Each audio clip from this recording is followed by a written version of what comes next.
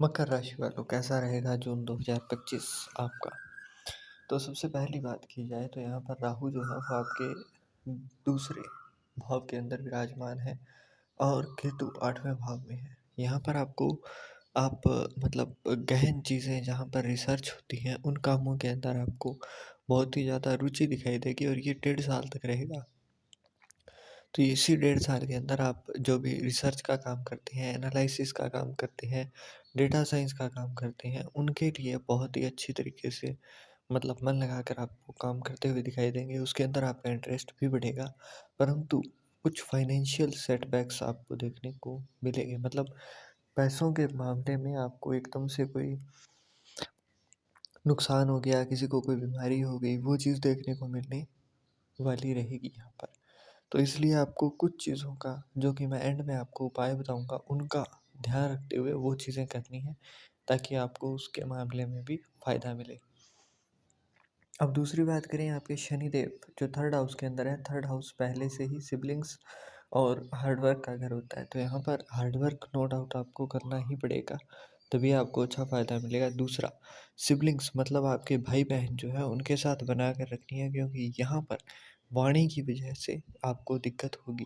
मतलब आप कुछ बोलेंगे, उसको समझा कुछ और जाएगा और उसके चक्कर में भाई बहनों के बीच में लड़ाई होती हुई आपको दिखाई देगी। तो थोड़ा वाणी पर लगाम लगाएं और इनसे बना कर रखें, क्योंकि जब आप शनिदेव को यहाँ पर खराब करोगे तो उससे फ़ायदा जो मंगल से मिलना है वो भी नहीं मिलेगा आपको, है ना। अब आगे बात करें हम लोग शुक्र की, तो शुक्र आपके 4th हाउस के अंदर है। ओवरऑल ठीक है, लग्जरी कंफर्ट इनके अंदर भी फ़ायदा देंगे। अ, घर के अंदर लक्ष्मी का प्रवेश भी होगा और यहाँ पर कुछ चीज़ों का ध्यान रखना है, जैसे कि चौथा घर जो है वो चंद्रमा का पक्का घर माना जाता है। तो यहाँ पर आपको थोड़ा-सा मदर के साथ अच्छे तरीके से बना कर रखनी है। माता तुल्य जो भी स्त्रियाँ होती हैं उनके साथ थोड़ी-सी अच्छी तरीके से व्यवहार करना है, ताकि शुक्र भी आपका अच्छा फल दे आपको। सूर्य और बुध दोनों ही यहाँ पर आपको पंचम भाव में दिखाई दे रहे हैं। बुध जो कि आज कल ही 6 जून को बुध मिथुन राशि में आ चुके हैं और सूर्य 15 जून को मिथुन राशि में आ जाएंगे, मतलब 6th हाउस के अंदर। तो उसके बाद से जिन लोगों को गवर्नमेंट जॉब की जो तैयारी कर रहे हैं उनको यहाँ पर फ़ायदा मिलता हुआ दिखाई देगा। जो भी सरकार से जुड़े हुए काम आपके अटके हुए हैं उनके अंदर आपको फ़ायदा मिलेगा।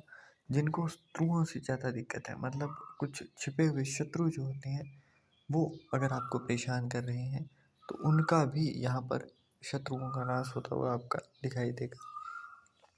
वाणी से जुड़ा हुआ काम या फिर फॉरेन, मतलब आपकी जो भी जगह है जहाँ पर आप रहते हैं वहाँ से 300 से 400 किलोमीटर के आगे का दायरा जो होगा वहाँ पर आपकी जॉब या फिर आपका प्रोफेशनल करियर शुरू होता हुआ दिखाई देगा।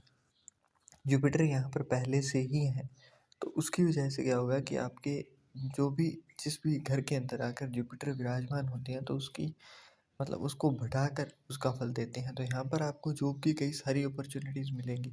फाइनेंशियल इनकम के लिए आपको, है ना, आपको कई सारी अपॉर्चुनिटीज़ यहाँ पर मिलेंगी, कई सारी चीज़ें दिखाई देंगी, पर आपको कहाँ पर लगना है और फोकस कहाँ देना है वो चीज़ आपने खुद को ध्यान में रखते हुए करनी है। मंगल जो है वो आपके 7 जून से मतलब आज ही सिंह राशि में प्रवेश कर रहे हैं और इसके बाद आपका थोड़ा-सा एंगर जो है वो बढ़कर आने वाला दिखाई देगा। और सोल्ट का इंटेक अगर कम किया जाए तो उतना ही ज़्यादा अच्छा है, क्योंकि सूर्य आपके 6ठे भाव में और मंगल आपके 8th हाउस के अंदर आ जाएंगे केतु के साथ। तो दोनों ही आपके ब्लड से जुड़ी हुई दिक्कतें बढ़ाकर दिखाने वाले मालूम होते हैं। और फादर की साइड से भी थोड़ा सा इसके अंदर सोल्ट का इंटेक कम करना ही फायदेमंद रहेगा। बात करें हम आपके फाइनेंशियल्स की, तो 11वें भाव के स्वामी अष्टम भाव में जब भी बैठते हैं, मतलब 11वें घर के अंदर 8 नंबर की राशि वृश्चिक राशि है और मंगल जाएंगे आपके 8th हाउस के अंदर। तो फाइनेंशियल सेटबैक मतलब आर्थिक स्थिति के अंदर आपको थोड़ी सी मजबूती ना मिलती हुई दिखाई देगी। आर्थिक स्थिति पर कमज़ोर आप दिखाई पड़ेंगे। तो इसके लिए मैं कुछ उपाय आपको सजेस्ट करूँगा। एक तो सिंदूर और चमेली का तेल ये आप हनुमान जी के मंदिर में दान देना शुरू करें। पान अगर हो सके तो वो भी हनुमान जी के मंदिर में आप देकर आएँ। इसके साथ साथ पीपल के पेड़ के अंदर जल देना शुरू कीजिए। ओवरऑल आपको अच्छा फ़ायदा यहाँ पर मिलता हुआ दिखाई दे।